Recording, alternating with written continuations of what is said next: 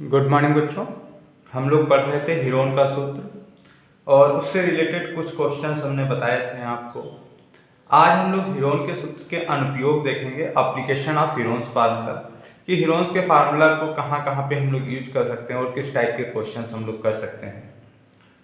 सबसे पहला जो मैंने लेक्चर आपको लिया था, जो भेजा था हमने आपको पीडीएफ फॉर्मेट में, उसमें आपके कुछ फार्मूले थे। हमने कहा था इनको अच्छे से लिख के याद कर लीजिएगा। उसके बाद आज फिर कुछ फार्मूले हैं, वैसे तो ऑलरेडी ये आप लोग पढ़ चुके हैं, फिर भी ये फार्मूले फिर से इनको कॉपी पे लिखिए और याद करने की कोशिश करिए, क्योंकि जो आपकी हीरोन्स फार्मूला की जो एप्लीकेशंस हैं, जो अनुप्रयोग हैं या जो क्वेश्चन आते हैं, वो क्वेश्चंस जो आएंगे उनमें ये फार्मूले भी यूज होंगे। इनकी हेल्प से ही हम वो क्वेश्चन कर पाएंगे। तो ये फार्मूले याद होना हमको बहुत जरूरी है।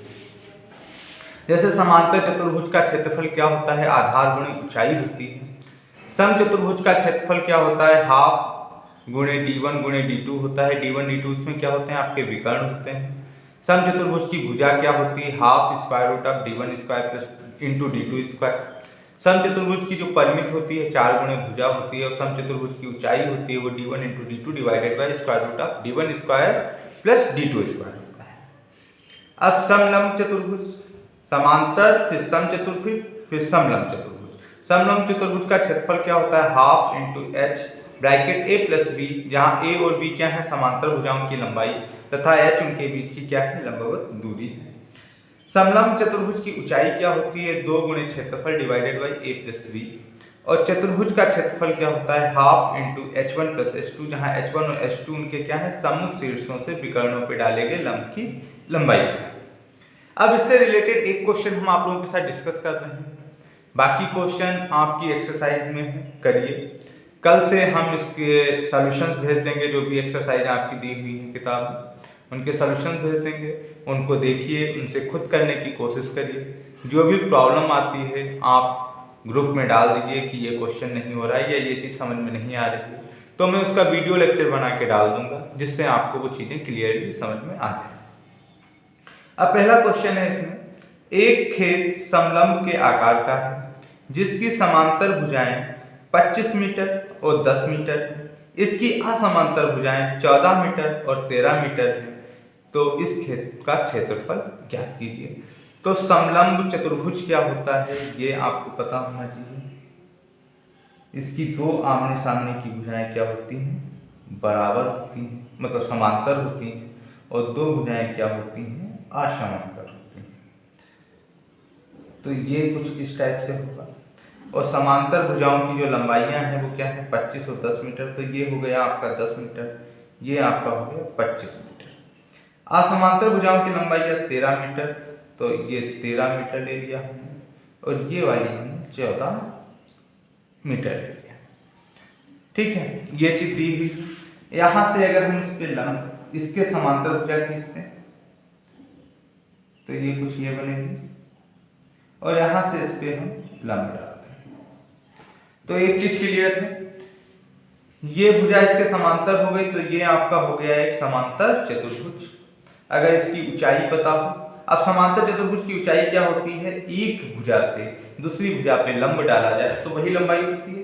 तो चाहे वो यहां से यहां पे लंब डाला जाए, चाहे वो यहां से यहां पे डाल दिया, तो ऊंचाई तो यही जाएगी। सर ठीक है, चीज क्लियर है। चलो नामकरण कर लेते हैं हम लोग, A B C D E और एफ।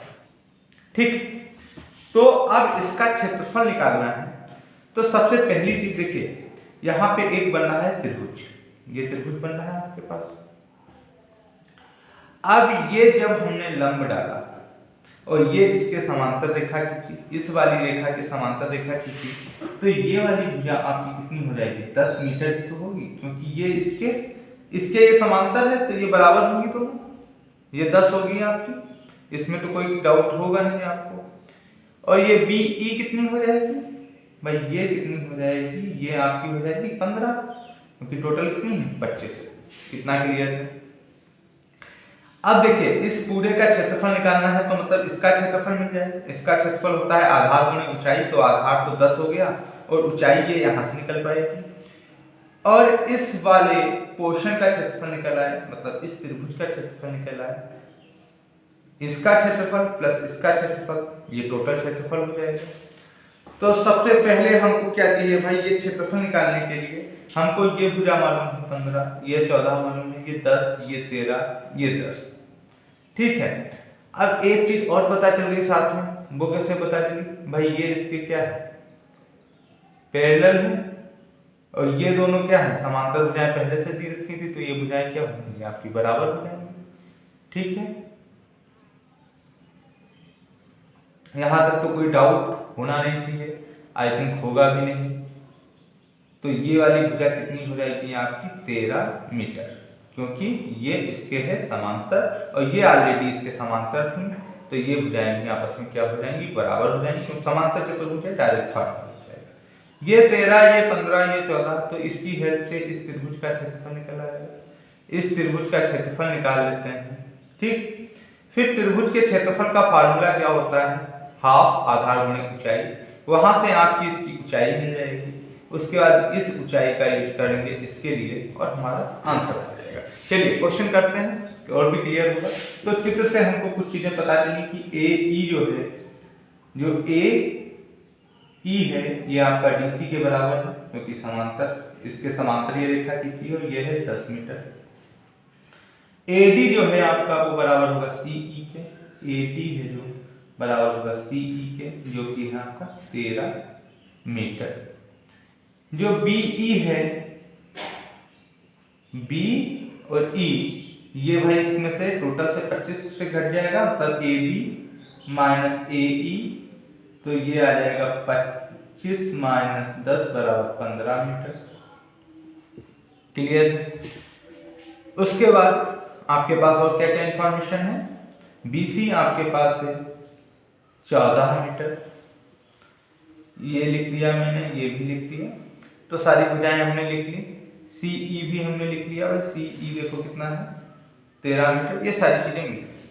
तो सबसे पहले हम लोग क्या निकालें, इस त्रिभुज का क्षेत्रफल निकालें, त्रिभुज सीई बी, त्रिभुज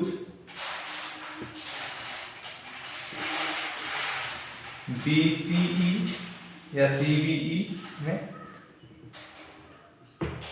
तो त्रिभुज बीसीई का क्षेत्रफल का फार्मूला होता है, आपको पता है, square root of S minus A, S minus B और एस माइनस सी। तो यहाँ पे देखिए भाई, ए अपना कितना आया था, ए बी सी 15, 13, 14, तो ए 15, बी 13 और सी 14, कुछ भी मान लेते हैं, किसी को कुछ भी। उसके बाद s बराबर क्या होगा, a प्लस बी प्लस सी बटे 2, तो ये आ जाएगा 13 प्लस 14 प्लस 15 बटे 2, तो 56 नहीं 5 4 9 9 3 12 42 बटे 2 बराबर 21 मीटर। ठीक है, यूनिट सब में लिख दीजिएगा, मीटर मीटर मीटर। तो क्षेत्रफल क्या हो जाएगा, क्षेत्रफल बराबर हो जाएगा square root of 21 bracket 21 minus 15, 21 minus 13, 21 minus 14, square root of 21, 15 7 21, 13 9 21 नहीं 13 और 8 21, 13 8 21, 14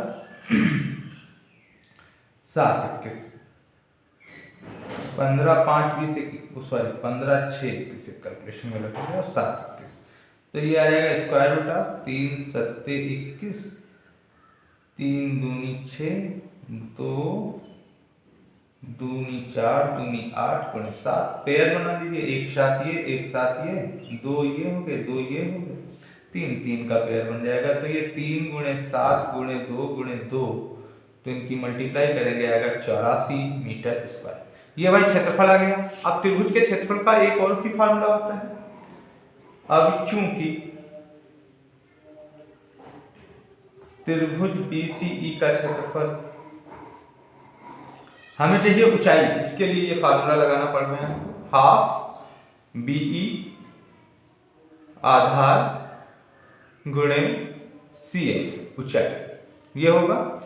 तो हाफ और क्षेत्रफल कितना आया 84, BE कितना है BE आप देख लीजिए, BE यह है 15 गुणे CF, तो CF बराबर आ जाएगा 84 गुणे 2/15, ये आ जाएगा 53, 15, 3 दूनी 6, 3 अट्ठे 24, 28 दूना 56/5 मीटर, ये ऊंचाई आ गई। ठीक है, अब समांतर चतुर्भुज का क्षेत्रफल क्या होता है, अब हम इसका क्षेत्रफल निकालना है, इस वाले क्वेश्चन का, और इस त्रिभुज का तो ऑलरेडी आ ही गया है। समांतर चतुर्भुज का क्षेत्रफल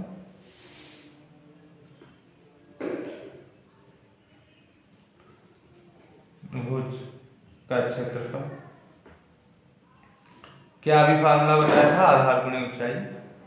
आधार कितना है भाई इसका AE, ऊंचाई कितनी है CF, AE गुणे CF, तो AE कितना है, AE आपका है 10 और CF है आपका 56/5, मान दूना 10, 112 मीटर स्क्वायर।